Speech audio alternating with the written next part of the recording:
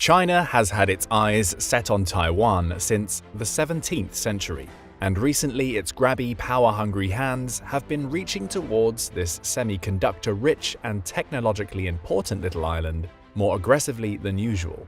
If only it wasn't for that pesky Taiwan Relations Act, which requires the US to provide Taiwan with protection against anything that could jeopardize the security or the social or economic system of the people on Taiwan. Xi Jinping would probably already be all over Taiwan and its processing chips. Even so, China is not about to let go of the idea of fully taking over one of the world's most important economic focal points anytime soon. Exactly how worried should Taiwan be about China's potential invasion? When Russia invaded Ukraine in early 2022, it set off the largest conflict in Europe since World War II. Understandably, the surprise invasion sent shockwaves around the world, causing many countries to reevaluate their security.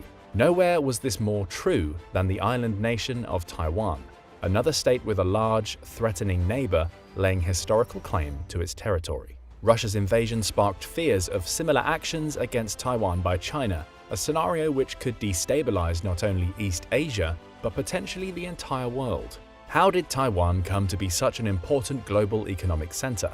One word: civil war. Here's what we mean. As with Russia and Ukraine, the shared history of Taiwan and China goes back hundreds of years. Throughout the 16th century, the Chinese gradually gained influence and control over the island, then known as Formosa through intermarriage and trade.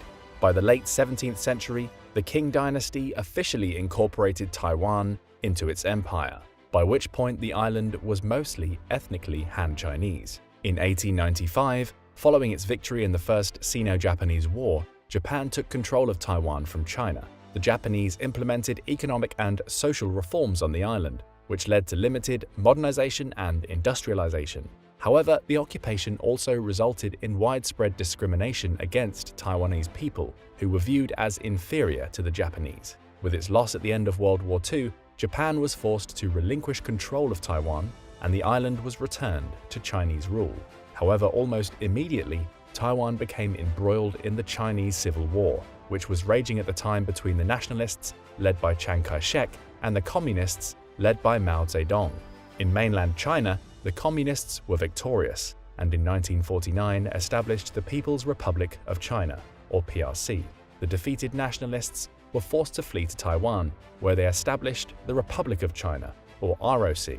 With both governments still claiming to be the legitimate government of China, no peace agreement was ever signed, and the civil war technically continues to this day. Under the nationalist government, Taiwan experienced significant economic growth and modernization. However, it was also a period of severe authoritarian rule, with limited political freedom and human rights abuses. In the 1980s, there was a growing movement for democracy and Taiwanese identity, which led to protests and eventually a transition to democratic rule of the island in the 1990s. Today, Taiwan remains a prosperous democracy, with a vibrant civil society, legal protections, and a strong sense of Taiwanese identity. On the mainland, the PRC also went through some spectacular transformations. Most of Mao's rule was extremely turbulent, with industrialization, but also the mass famine of the Great Leap Forward and political chaos and repression of the Cultural Revolution. Following Mao's death, the PRC's new leader, Deng Xiaoping, began a series of economic reforms in 1978. Fueled by the market-based policies, massive investment in infrastructure, and cheap labor, these reforms would give China decades GDP growth exceeding 10% per year, lifting hundreds of millions from poverty and leaving the country as the world's second largest economy today. Yet throughout this period of transformation, the issue of Taiwan never went away, with both sides continuing to claim legitimate rulership of China.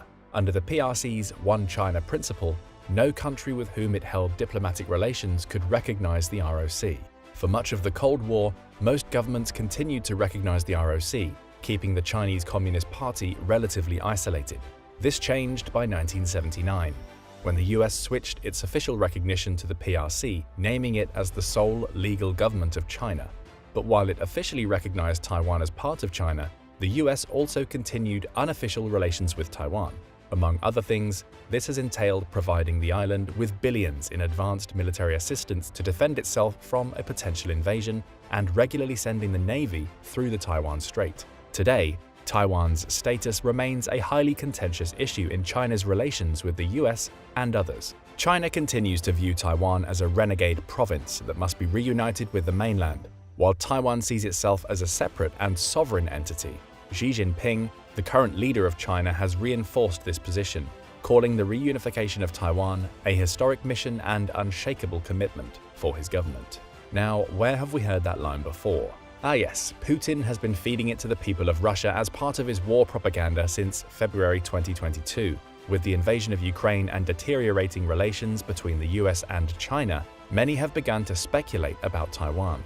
Will the island meet a similar fate? If so, would China fare better than Russia has? And if the US chooses to protect Taiwan, could such an invasion spiral into open conflict between superpowers?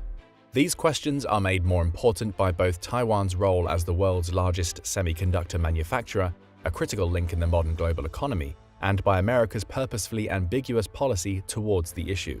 Their answers are also complex, since any invasion of Taiwan would look very different from Ukraine and could be far more costly for both sides, reflecting the island's unique circumstances and singular importance to our modern world. In terms of sheer numbers, it is clear that China would have the advantage against Taiwan in almost every way. China has the world's largest population at 1.4 billion, compared to only 23.5 million in Taiwan. And China is an economic superpower, worth $18.3 trillion GDP to Taiwan's $1.27 trillion. Similarly, China's armed forces, the People's Liberation Army or PLA, has over 2 million active forces to Taiwan's 169,000, as well as vastly more tanks, aircrafts, submarines, naval ships, and artillery. Its enormous military budget of $225 billion also dwarfs Taiwan's, leaving little doubt which is the stronger power in absolute terms. Yet, as the war in Ukraine has shown, numbers alone don't count for everything, and despite the odds against it, Taiwan's military and economy is still in a far better position than Ukraine's was prior to the Russian invasion. In 2021, the Taiwanese defense budget was over $15 billion, nearly 3 times that of Ukraine for the same year, while its overall GDP was nearly 5 times larger. But that's not all. Taiwan also has a modern military with advanced technology and well-trained soldiers. The US has been supplying the island with powerful weapons for decades, including F-16 fighter jets, upgraded Patriot missile batteries, Abrams tanks, and other advanced systems that Ukraine doesn't have or is only beginning to receive. While these would not close the military gap with China, it would put Taiwan in a better position than Ukraine was at the start of its invasion. Then there is the problem of the potential invasion itself. Unlike Ukraine and Russia, Taiwan does not share a land border with China, but is separated by the Taiwan Strait, a body of water still over 80 miles at its narrowest point. That means any invasion would have to be an amphibious assault. The lowest estimates of the Chinese forces necessary for a successful campaign are over 300,000. And to achieve the 3-to-1 superiority in numbers that most commanders look for in offensive operations, the PLA would need an invasion force of 1.3 to 2.5 million. In comparison, D-Day, the largest amphibious invasion in history up to this point, had only 156,000 total troops. Additionally, despite having better capabilities than Russia, the PLA has not seen combat since 1979, and few of its officers have real battle experience. Military experts still generally agree that China could take Taipei through massive force and numbers, but how easily and whether it could hold the territory for long are less clear. Additionally, the geography of Taiwan would work to its advantage in an invasion scenario. The country is actually made up of over 100 islands, many of them too small to see on a map. Most of the outer islands are packed with missiles, rocket systems, and artillery, while an extensive bunker system has been tunneled into the outer granite hills. The main island is rugged, with dense forests, and 258 mountains over 10,000 feet in elevation.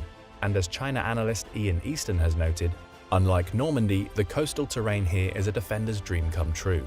Taiwan has only 14 small invasion beaches, and they are bordered by cliffs and urban jungles. Structures made of steel-reinforced concrete blanket the surrounding valleys. Taiwan gets hit by typhoons and earthquakes all the time, so each building and bridge is designed to withstand severe buffeting. This defensibility would also make it easier for an insurgency to form if China did take control of the island. Taiwan has a large and well-trained reserve force that could engage in guerrilla warfare and hide in tunnels and forests. And while gun ownership on the island is strictly regulated, civilian arms training has increased in recent years. The owner of one shooting range in Taipei told Reuters that attendees had tripled or quadrupled since the Russian invasion of Ukraine. As one tattoo artist and reservist put it, "Most people don't want to go to war. I also don't want to go to war, but in the unfortunate event of this really happening, I will be mentally prepared." The terrain in Taiwan, with its mountains and forests, would also make it difficult for the PLA to locate and neutralize any resistance. This would make an occupation of the island difficult and costly, potentially leading to a protracted conflict which could wear down Chinese morale. But the obstacles don't end there. Another difficulty China would face in an invasion is international support for Taiwan. While Taiwan only has official relations with 13 other countries due to the PRC's international pressure, it maintains strong unofficial relations with the US, Japan, and other powerful states. The question of whether the US would aid Taiwan against an invasion has long been a critical question. Since it began relations with the PRC, the United States has maintained a position of strategic ambiguity, purposefully not making clear whether it would respond to an attack on Taiwan. However, with the recent heightened tensions, this policy has come into question. When asked in late 2022 whether he would send US forces to defend the island, President Joe Biden replied yes, if in fact there was an unprecedented attack. Although a White House spokesperson later claimed the US policy had not changed, Biden's comments made it clear how vital Taiwan remains to US economic and military interests. If China launched a full-scale invasion, there is little doubt that the US would respond in some fashion, possibly through increased military aid to rebels, harsh economic sanctions on Chinese markets, or even the active deployment of advisors and troops to assist Taiwanese forces. US involvement would present a serious obstacle to China occupying or annexing the island for any length of time, especially since the PLA's capabilities and resources are still far less substantial than the US military.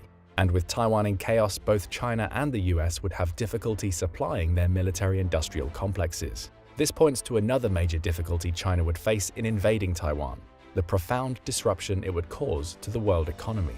While the invasion of Ukraine created chaos in energy markets and supply chains around the world, a Chinese invasion of Taiwan would cause far greater damage, pointing to just how important the island is to the modern world.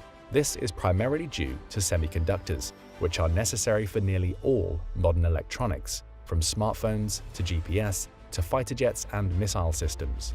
As the electronic industry in the US picked up in the 1960s and 70s, semiconductors became increasingly sophisticated, allowing for massive advances in computing power. But beginning in the 1980s, companies began to outsource the highly technical and expensive process of fabricating semiconductors to East Asian countries with cheaper labor. Over the next several decades, Taiwan Semiconductor Manufacturing Company, or TSMC, would become the most successful example of this, making itself into the largest and most advanced semiconductor manufacturer in the world. Taiwan's market dominance is such that today more than 90% of global semiconductor manufacturing takes place on the island, making TSMC the 10th largest corporation in the world. And while the US is now taking strides to increase its domestic semiconductor manufacturing, Taiwan remains the linchpin to the industry, and thus to the modern digital economy. Here's the bad news. A Chinese invasion would catastrophically disrupt global supply chains and could lead to significant economic consequences, including shortages and recession. An active conflict on Taiwan would almost certainly slow down or halt fabrication of semiconductors and potentially damage or destroy the fabrication facilities. Furthermore, any military conflict would lead to a sharp decline in consumer confidence, and businesses would hesitate to invest in the region. This would ultimately harm China's economic output for years to come, as it is heavily dependent on exports, as well as on the uninterrupted production of semiconductors, which make up more than 50% of Taiwan's exports to the PRC. But while the economic consequences would certainly damage the Chinese economy, that is no guarantee an invasion will not happen. Taiwan's geopolitical value is great enough that Beijing may risk the consequences just to control Taiwan's fabrication facilities, which would give both China complete control over the industry and completely seal off America's supply of the most advanced semiconductors. This could theoretically allow China to gain the upper hand in everything from commercial electronics to artificial intelligence and weapons production. For all these reasons and more, it is clear that any conflict between China and Taiwan would be complex and have far-reaching consequences. Whoever controls the supply chain for semiconductors will most likely become the dominant power of the 21st century. While such a conflict still seems unlikely today, geopolitical pressures could certainly create the conditions for a Chinese invasion. However, even if that takes place, there is reason to believe that such an invasion would face tremendous difficulties and require nearly all of China's military capabilities. But what do you think? How likely is a Chinese invasion of Taiwan? And how would China fare in such a scenario? Let us know your thoughts in the comments below, and don't forget to subscribe for more content from military experts.